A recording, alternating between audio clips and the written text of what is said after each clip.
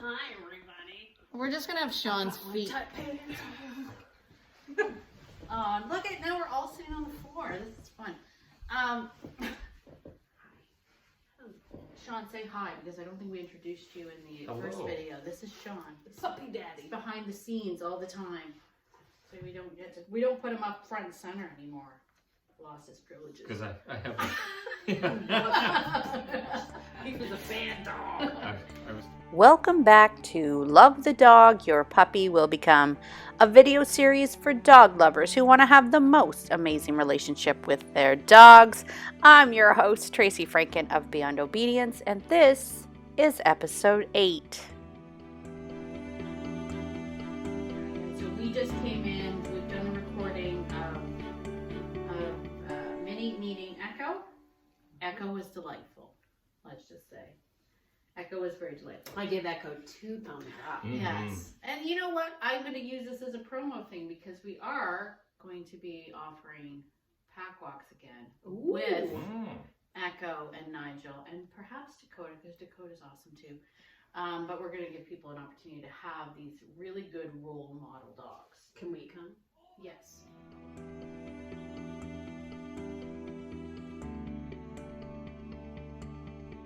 Was what you guys came in and you said that was really good because we would have talked to her. Mm-hmm. Oh, I would have, you know what?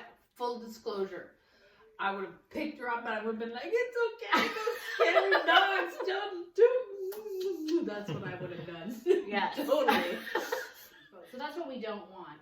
And then to not coax them, where they come out, then they retreat back, they come at a different angle, because it's a threat, right? So they're going to come in at different angles to sniff and smell and go, oh my gosh, I'm going to die, I'm going to die, I'm going to die, I'm going to die, till they get to the point of,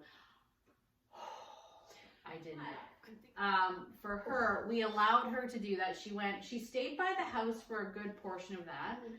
And what I was mentioning is we want to let her see if she can do it on her own. But if your dog gets stuck where they're just not moving, then all you do is you just move your feet. And you can step one step closer to the thing that they're scared of as a symbolic gesture of, I'm not scared of this, right? She takes the cue from you. Right.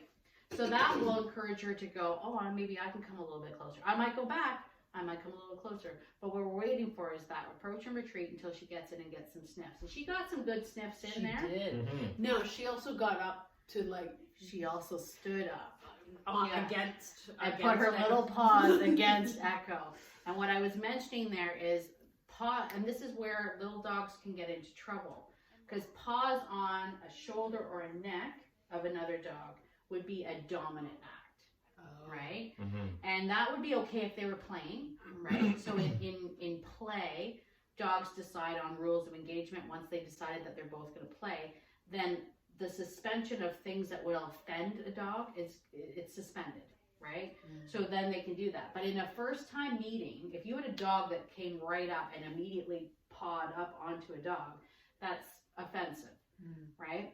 But what I said is for her, she wasn't being offensive. She certainly wasn't trying to be dominant.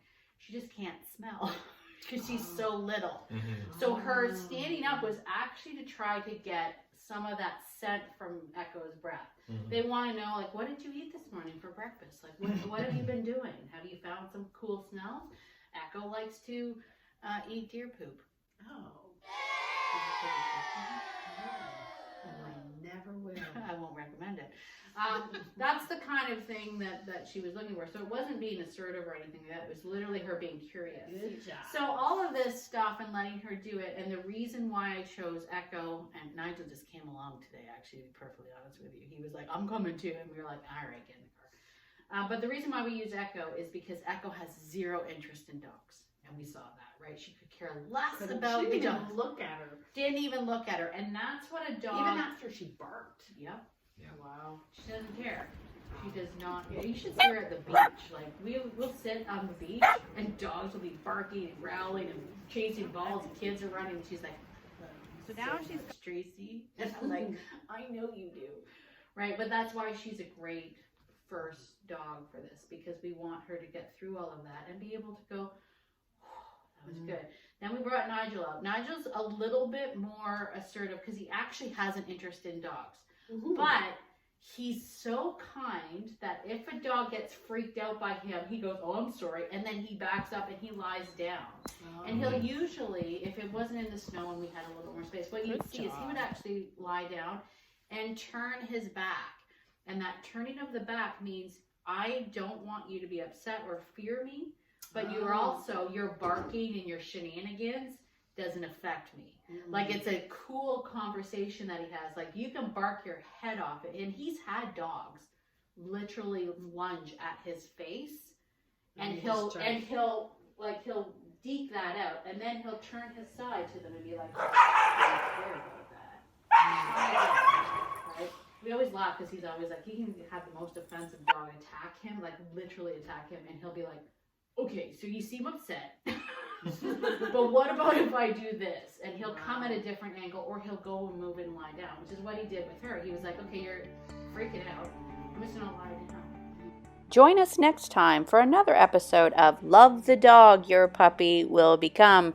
Be sure to like, subscribe, and share this episode with your friends, and we'll see you next time.